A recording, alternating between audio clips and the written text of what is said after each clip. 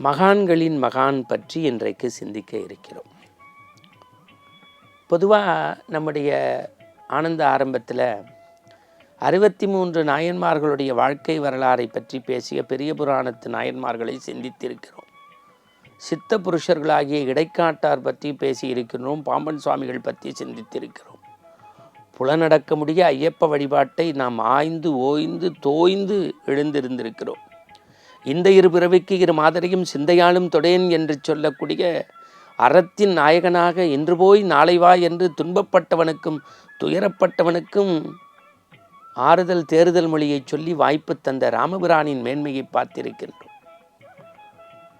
இந்த வரிசையில் நாம் அவ்வப்போது சில மகான்களை சிந்தித்து வருகின்றோம்.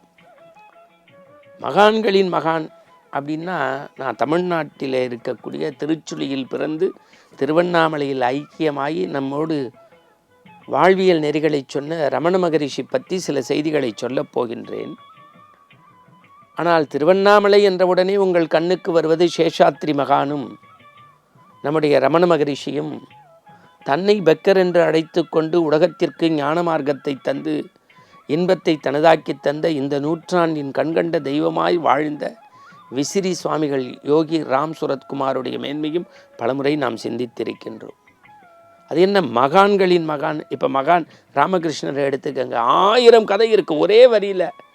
ஒரு லட்டு எறும்பு சாப்பிடுதுன்னா சுற்றி சர்க்கரையை போடுங்கன்னாரு. தொண்டர்கள் அசந்து போனாங்க. எறும்புகள் சர்க்கரையை சாப்பிட்டு லட்டை விட்டுட்டு போயிடுத்து. ஏன்? சிற்றின்பத்தை அடைந்து பேரின்பமாகிய லட்டை வச்சிருச்சு. விவேகானந்தர் துறவுக்கு போகணுன்னு ஆசைப்பட்ட போது அம்மா சொன்னால் கத்தியேடுன்னா 3 தடவை கொடுத்த போது அனுமதிக்கலை. 4வது தடவை போயிட்டு வான்னா. ஏன்?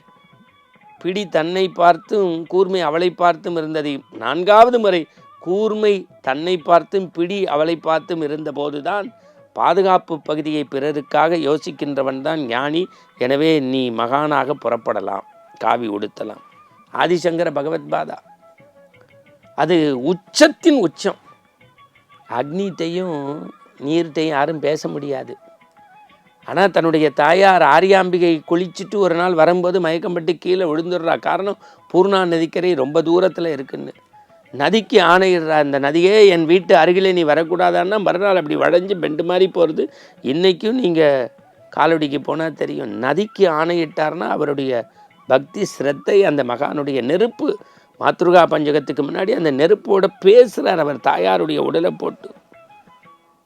நீங்கள் அகத்தியரை பற்றி பேசினீங்கன்னா, கோரக்கரை பற்றி பேசினீங்கன்னா, இடைக்காட்டரை பற்றி பேசினீங்கன்னா 1000 அனுபவம் இருக்குது. ஆனால் இந்த மகான் எப்படி அப்படின்னா, எப்பேற்பட்ட மனிதர் பாருங்க. ரமணர் தன்னுடைய ஆசிரமத்துக்கு சாப்பிட வரேன்ட்டார். ஊரே விழா கோலம் போட்டுறது தடபுடல். ஏன்னா ரமண மகரிஷியே சாப்பிட வர போகிறார்னு. வாழ்க்கையில் ஒரு தடவையாவது பேர் இருக்கின்றவர்கள் திருவண்ணாமலைக்கு செல்லுங்கள், ரமண மகரிஷி ஆசிரம் போங்க, சேஷாத்ரி மகானை தரிசிங்க. அதெல்லாம் புண்ணியத்தின் புண்ணியம். அதை விட அறம் செயல் வேறு எதுவும் கிடையாது. நம்முடைய பாவமெல்லாம் உருண்டு ஓடி போயிடும். மகான் சாப்பிட வரப்போகிறாருன்னு முண்டி அடித்து மக்கள் கூட்டம். இன்னொரு பக்கத்தில் பண்டாரம்ங்கிற உங்களுக்கு தெரியும் அந்த பெருமக்கள் நின்று கொண்டு இருக்கிறாங்க. அதை பார்த்த மடத்தை சேர்ந்த ஒருத்தர் கொஞ்சம் கடுமையாக கூட்டத்தை சமாளிக்க முடியாமல், பண்டாரங்களுக்கெல்லாம் இப்போ வேலையில் ரமணர் வந்துட்டு போட்டுன்ட்டார். 1:30 மணிக்கு சாப்பிட வேண்டிய ரமணர் 2, 2:30, 3, 3:30, 4, 4:30 வரைக்கும் ஆச்சு காணும். எங்கடான்னு ஊரே சுற்றி பார்த்தா ஒரு அத்தி மரத்து நிழலில் படுத்திருக்காரு. எல்லோரும் போய் பெரிவா மகானே அப்படின்னு சொல்லி திருவடி தொழுது கூப்பிட்றாங்க. அவர் ஒற்றை புன்னகையோடு சொன்னார், இல்லைப்பா நான் வந்தேன், நீங்கள் தானே சொன்னீங்க பண்டாரத்துக்கெல்லாம் இப்போ வேலை கிடையாதுன்னு. அந்த பண்டாரங்களுக்கெல்லாம் அப்போ வேலையோ அப்போ தான் இந்த பண்டாரம். என்ன எளிமை, என்ன இப்படி ஒருவர் இருக்க முடியுமான்னா இருந்திருக்கார், வாழ்ந்திருக்கார். நம்ம சொல்கிறேன் மனம் ஒரு குரங்குன்னு, அவர் வாழ்க்கையில் நடந்த செய்தியை சொல்கிறேன். அவர் ஒற்றை கோமணத்தோடு மரத்து நிழலில் அப்படியே படுத்து நிறுந்து பக்தர்களை பார்த்தக்கூடியவர். ஒரு மேலை நாட்டுக்காரன் தான், முட்டி வலி நாற்காலியில் உட்காந்துருக்கான். பின்னாடியிலேருந்து உச்சு உச்சுன்னு சத்தம். ஏன்? பின்னாடி இருந்த சீடர், நீங்கள் அவரை விட உயரமாக இருக்கீங்க, கீழே உட்காருங்கன்னு. அவர் போனதுக்கப்புறம் அவரை பார்த்து சொன்னாரா, என்ன உனக்கு பிரச்சனைன்னு?